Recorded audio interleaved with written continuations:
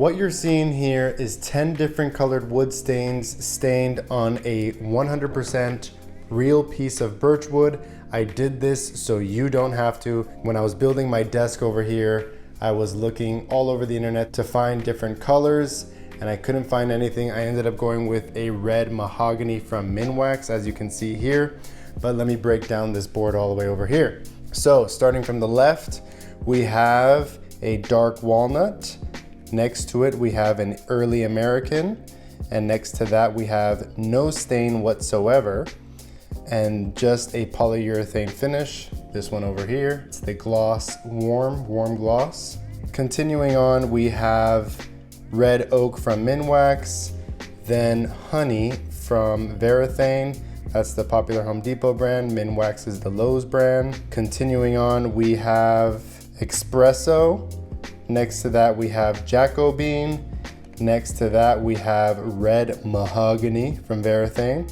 And the next one is red mahogany from Minwax. Keeping on going, we have Provincial right here. It's very light colored. And then we have Provincial from Minwax. It's insane to see how the same color from two different brands produces a completely different result. And then I needed to decide if I wanted to go for a gloss coat or a satin coat for the final touches. So I went ahead and divided this sample block further. Right here down the middle, we see gloss. Over here is matte.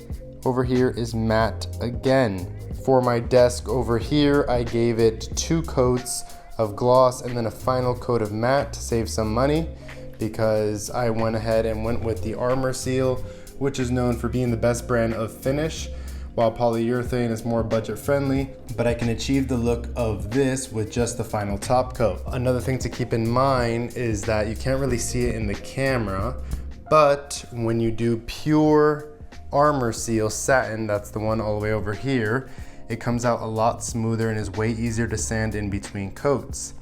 This one over here is 2 gloss finishes with a final coat of satin Armor Seal. And this is what I used for the big desk.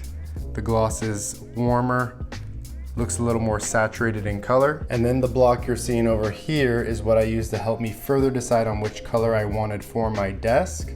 I went ahead and went with the red mahogany. Here we have early American. And over here we have dark walnut. So that's it. I'm gonna put a picture to both of these with all the finishes in the description so you can check it out for yourself.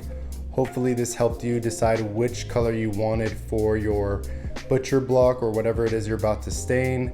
I know I needed this video. Hope this helps. See you on the next one.